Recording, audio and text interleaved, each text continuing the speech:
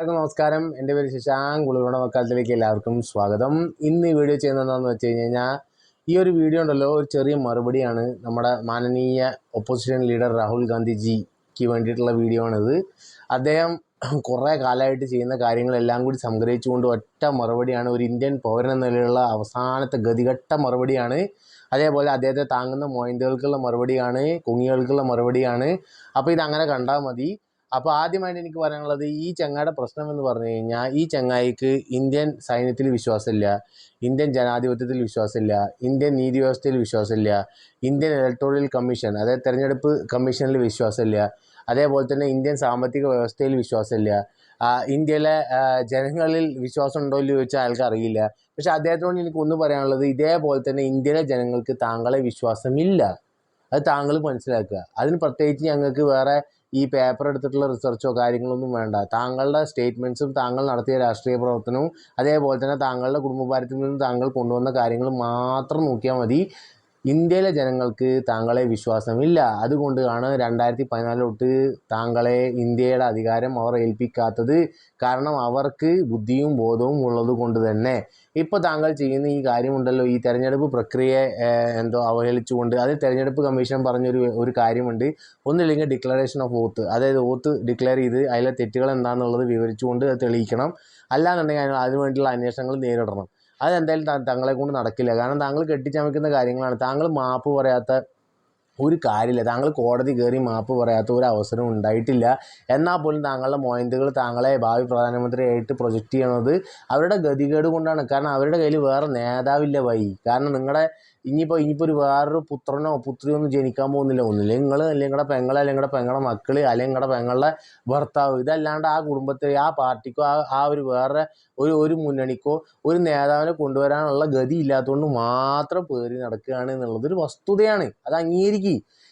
ഇതുകൊണ്ട് ഞാൻ പറയുന്നത്, നിങ്ങളെ ജനങ്ങളുടെ രാജ്യത്ത് ഈ ഇന്ത്യയിലെ ജനങ്ങൾക്ക് വിശ്വാസമില്ലാത്തിടത്തോളം കാലം നിങ്ങളുടെ കയ്യിൽ അധികാരം വരില്ല. നിങ്ങൾ EVM മെഷീനിൽ നിന്ന് ഇപ്പോൾ വോട്ടർ ലിസ്റ്റിലേക്കോ എന്ത് വേണമെങ്കിലും കെട്ടിച്ചമച്ചോളൂ.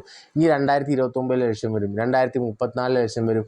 നിങ്ങൾക്ക് പറയാനുള്ള കാര്യങ്ങൾ മാത്രമേ മാറുള്ളൂ. കാരണം റിസൾട്ട് മാറാൻ പോകുന്നില്ല. കാരണം താങ്കളും താങ്കളുടെ ആശയവും താങ്കളുടെ വ്യക്തിത്വവും എന്ന് പറയുന്നത് എത്ര കണ്ട് പൊള്ളയാണെന്നുള്ളത് ഈ കേരളത്തിലെ മൊയിന്റുകൾക്കല്ലാണ്ട് ബാക്കി ജനങ്ങൾക്ക് മൊത്തം അറിയാമെന്നുള്ളൊരു വസ്തുതയാണ്. ഇനി രണ്ടാമത്തെ കാര്യം, ഇനി താങ്കൾ പറഞ്ഞത് വസ്തുതയാണ് എന്നുണ്ടെങ്കിൽ താങ്കൾ ഒപ്പിട്ട് അതിനെ നേരിടണം, കോടതിയിൽ ഹാജരാക്കി അതിനെ തെളിയിക്കണം. ഇലക്ഷൻ കമ്മീഷനെതിരെ താങ്കൾ പരാതി കൊടുത്തുകൊണ്ട് ഇലക്ഷൻ കമ്മീഷൻ കൊണ്ട് അന്വേഷിപ്പിച്ച് അത് തെളിയിപ്പിക്കണം.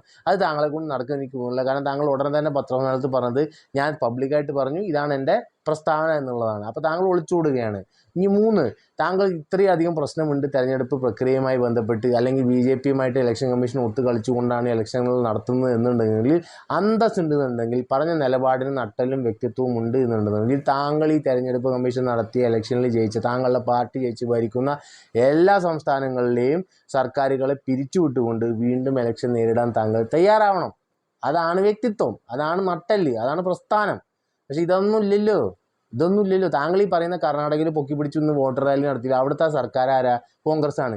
നിങ്ങളുടെ തെരഞ്ഞെടുപ്പ് പ്രക്രിയയും ബൂത്ത് ഏജന്റുമാരും ആരാ? കോൺഗ്രസ്സുകാരാണ്. നിങ്ങൾക്ക് ഇത്രയധികം സംശയമുണ്ടെന്നുണ്ടെങ്കിൽ പിരിച്ചുവിട് സർക്കാർ. വീണ്ടും ഇലക്ഷൻ നടക്കട്ടെ എന്ന് ജനങ്ങൾ തീരുമാനിക്കട്ടെ. ഇനി നിങ്ങളുടെ പ്രക്രിയ പറയാൻ നടക്കട്ടെ ഇലക്ഷൻ.